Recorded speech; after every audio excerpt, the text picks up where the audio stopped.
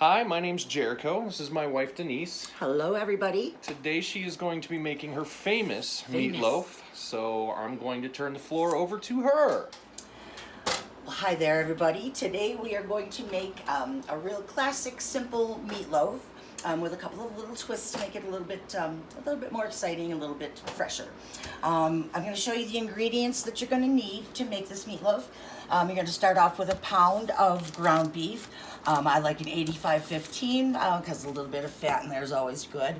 You're going to need one large or medium onion, depending on how much onion you like in your recipes. 3 cloves of garlic, 1 large egg. You're going to need some black pepper and salt. You're going to need a little garlic powder, a little onion powder, some ketchup, some Worcestershire sauce. Everybody can try to say that 3 times fast. And you're also going to need some breadcrumbs. And with that, we need to just start getting some stuff prepared to be able to throw this recipe together. So again, it's olive oil, ketchup, Worcestershire sauce, salt and breadcrumbs, onion powder, garlic, black pepper, onions, garlic, an egg, and beef.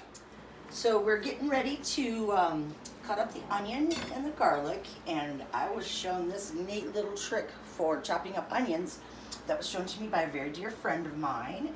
And what you do is you take a couple paper towels and you just dampen them down with some just regular tap water, and you take your onion on that, and then you just cut your onion right on top of the paper towel. What we're going to do for this onion is we're going to chop it in half. You're going to want a little bit bigger of a knife for that. Sharp knife is always welcome in a kitchen for sure. Now, depending on how much onion you like, you can even use half of this amount, a small onion or large onion, whatever it is that you like. Now, I take that and I cut it in half again like that. And there's a little trick we have in the restaurant industry that if you hold on to the end of your onion and you can slice it.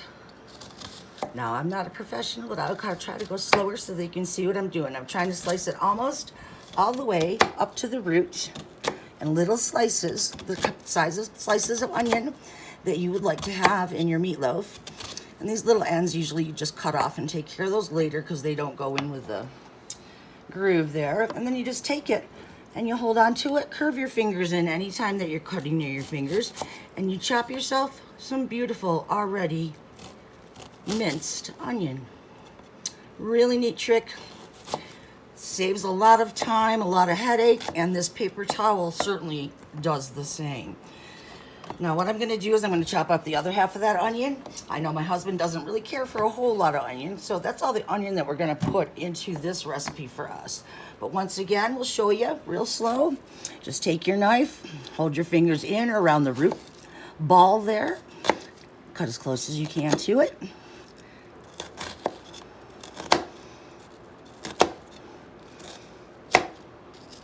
And get rid of those ends. And once again, curl your fingers in, give it a little chop that way, and voila, you have yourself some beautifully chopped onion. What's the point of the paper towel? I'm sorry, I should have been a little clearer on that. The paper towel absorbs the oils and the gases that are let out of the onion when you cut into an onion. There's some gases and some oils and stuff that are released.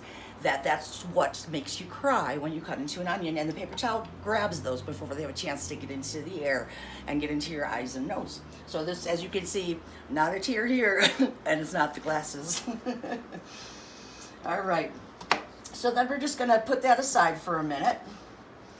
You could probably stop that for a minute because I need to prepare for our meatloaf. Is we're gonna chop up some garlic. Now here's another little trick for chopping up garlic. It kind of takes a steady hand, so if you don't feel comfortable doing it this way, chop up garlic however you're comfortable. You can take your knife and do a little seesaw action or whatever you're comfortable with, but this is the way that I like to do it. And once again, it's chopping it all the way through in slices, and not always is your garlic going to cooperate to stay on the cutting board. It might stick to your knife, but once again, take off the bottom part, tip it on its flat edge, trying to keep it in a stack, and then you make Watch your fingers. I just showed a bad thing there.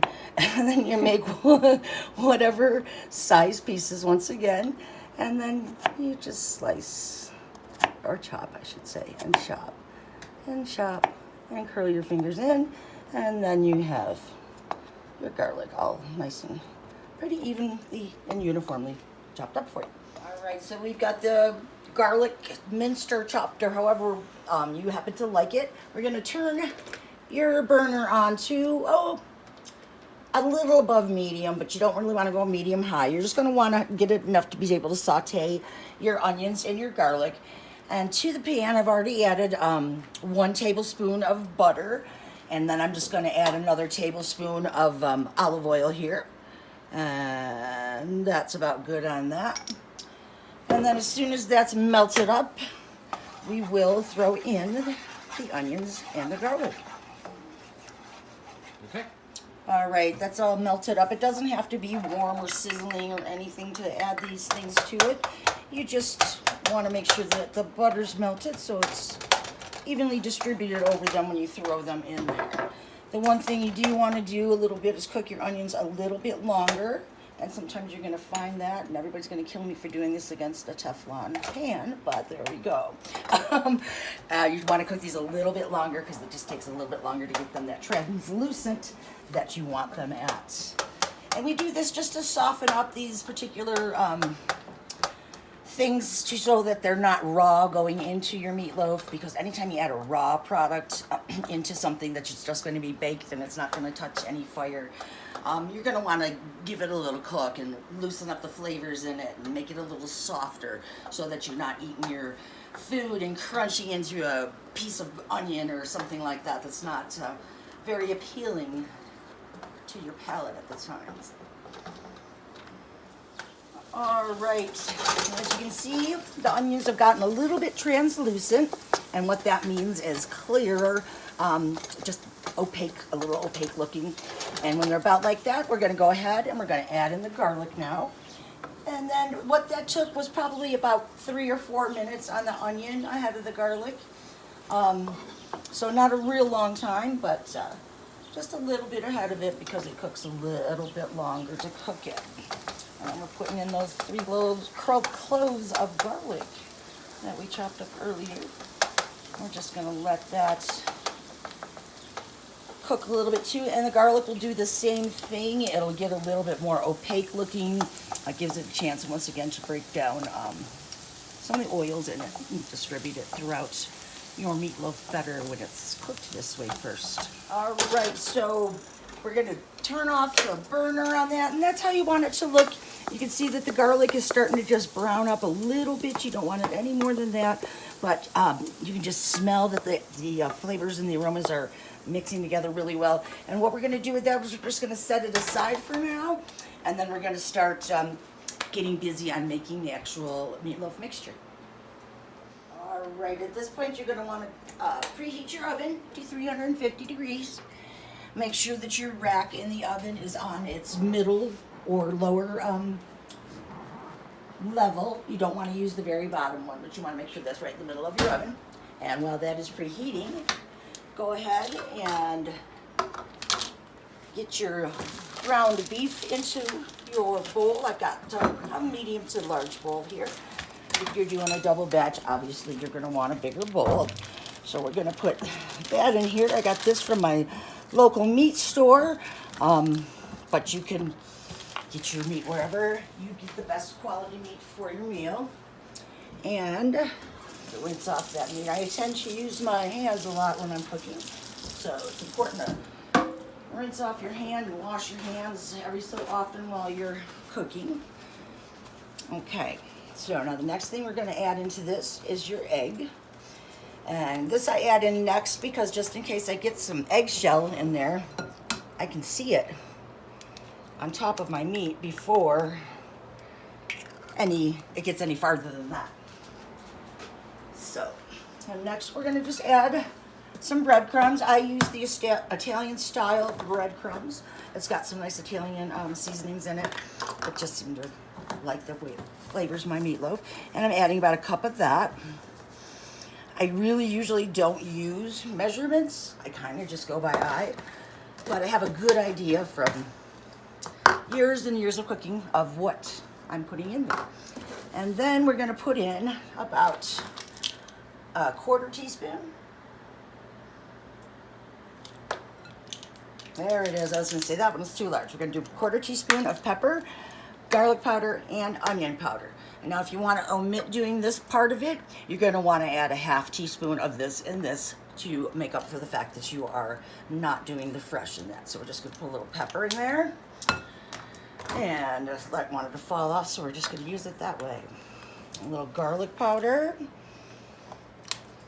And some onion powder. Okay, and that's a 1/4 teaspoon of all of those spices.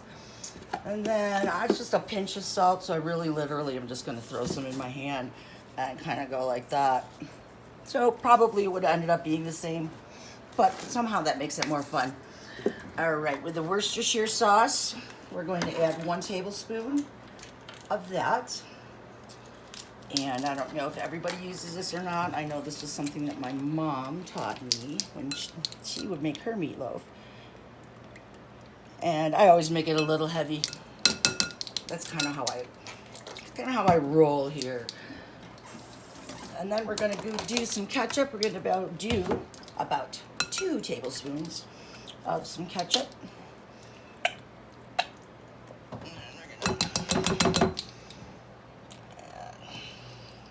This, and once again, more or less to whatever your taste buds are telling you. All right, now we're gonna go ahead and add this in there, right into the mixture. Let me do it that way so you guys can see. And we're just gonna put that onion and garlic right in there. A little bit of butter and olive oil is not gonna hurt. So, okay. Then, I'm going to be honest with you. You can mix it with a spoon if you want to, but I am going to dig in and do it with my hands. This should be Well, it really is the only way to get it mixed really well. I do it with chocolate chip cookies and with anything that's a thicker batter like this or a thicker consistency. So I just dig in and get that egg all mushed up and do a little swirl action with it. Try not to throw it around like I'm doing right now. And then you put your hand underneath and scoop it under so that you get the breadcrumbs from the bottom up incorporated into the rest of it. Now, if you want your meatloaf a little drier, once you get done with it, you can add some more breadcrumbs to it. If you find you want a little bit moister of a meatloaf, you can add another egg. I find I like it kind of right in the middle. So we're just gonna give it another little twirl from the bottom. Make sure everything's mixed up in there. All right. Perfect. That looks like it's well on its way to becoming great meatloaf. Sorry about the lighting on this, guys. I'm gonna work on that for our next video. Look at that, looks like a meatloaf already. I'm just gonna do a quick wash on my hands. And over on the stove there, I have the meatloaf pan that usually people have in their kitchens. If you don't have a pan like that, any loaf pan, any bread pan, you can do it in. You can even make it flat into a square pan or something like that if you needed to. It's still gonna taste delicious. It doesn't really matter what shape it's in. So we're just gonna take this pan and gotta put my ring back on before I forget. And we're just gonna kind of even it out, scoop it out of the bowl, and put it right into that loaf pan, just like that. All right, then you're just gonna press it down evenly, making sure you press into the corners really good, otherwise they can dry out.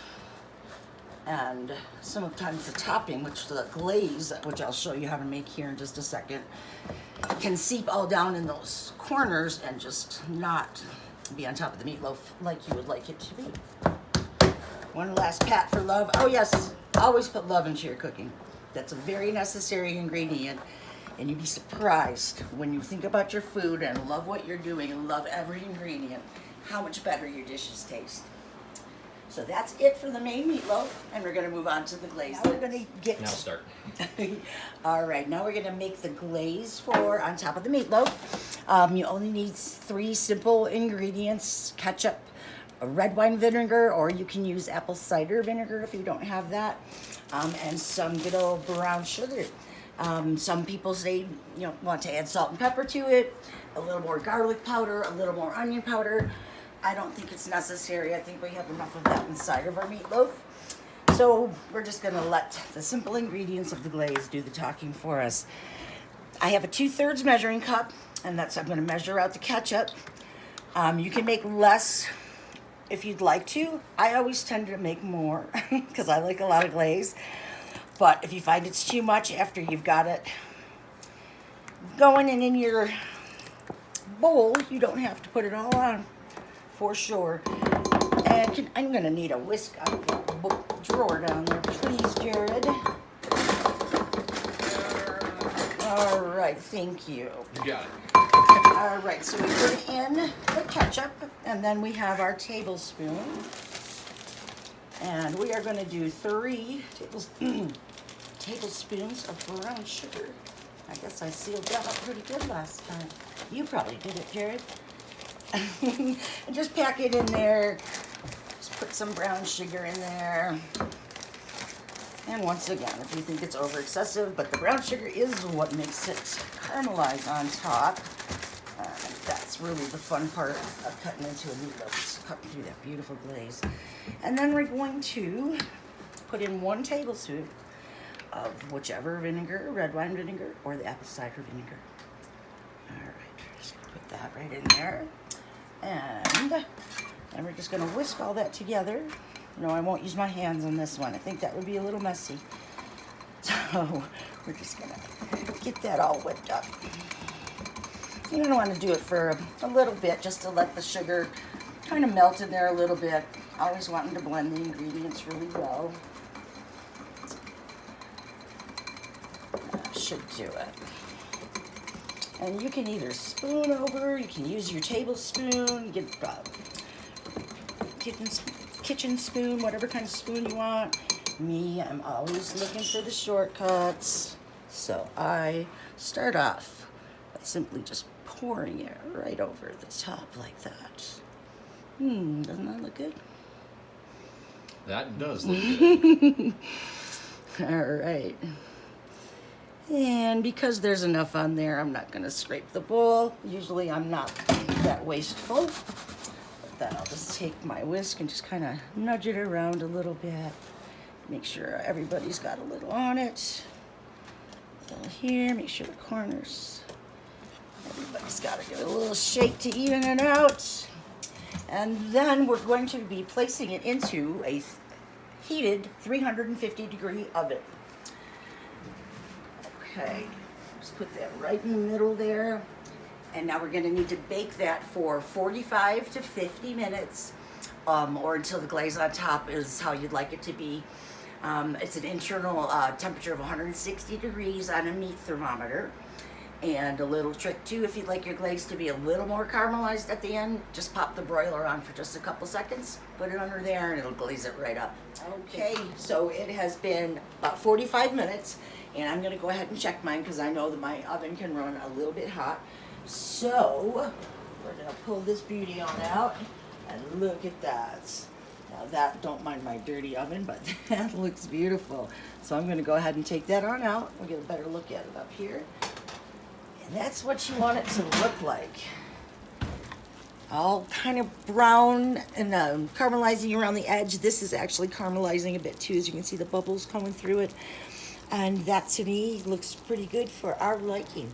Like I said before, if you want to have it a little bit more caramelized, you can put it under the broiler for a minute. The meat temperature, if you do use a thermometer, it's 160 degrees. I don't use a thermometer. I kind of go by the caramelization on it. I know that the meat, just from years of experience, has been cooked properly by about 30 minutes to 40 minutes. So I know that that meat is cooked properly. So I know that we won't get sick by it, but that's how we like it, and that's what it looks like.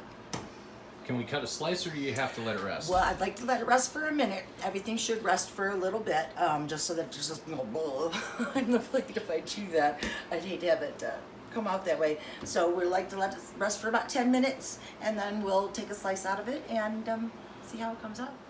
Okay, so Denise's meatloaf has rested enough, and this is what it looks like once it's rested. I'm just going to go around the edges and loosen it up a little bit. Try to keep that lovely gooey glaze on the meatloaf, because that's, to me, is just like the best part. It's decadent. All right. The pan is cool enough that I can hold on to it with my hands, but if you want to still use a pot holder, feel free. Now, slice it as thin or as thick as you'd like. I'm going to kind of cut a fairly thick one right now so that I can get it out of the pan maybe a little bit easier. Usually I don't care how it comes out because Jared and I will eat it either way, but for presentation purposes, I'm hoping this guy will cooperate with me. I'm going to use my finger and cheat a little bit. Look at that. Well, that's the back side of it. As if I can't flip it over and show you the inside. Now, this looks like a sloppy mess now, but you can see little pieces of onion and garlic in there, and you can just, I wish you could smell through a phone. Cut that in half. This way or this way? No, that way. This way? Yeah, All right. let's see. Nice and moist. See how moist that is? As you can see, as I said before, you can add more breadcrumbs if you want it a little drier. You can put one more egg in it if you'd like it to be a little moister. And I think the egg binds it a little bit more too. But a little bit of that, a little bit of that on top of it. Now there's a good bite right there. Oh, should I take that bite? Take it. It's all yours. All right, I'll take It's that hot. bite. How's it taste? Very good. Is it good? All right. So there it is. Bon appetit. My wife Denise's famous meatloaf. Everybody who's tried this, goddamn, that is good. Everybody who's tried this has loved it. So we just thought we would share it with everybody. Thanks for watching, guys. Thank you. All right, I hope you guys liked that video. If you did, make sure you hit that subscribe button. And if you didn't, hit the subscribe button anyway, because it'll be good entertainment. Thank you, Denise. Thanks, guys, for joining us. We'll see you next time with, I don't know what we're going to create. Thanks, guys.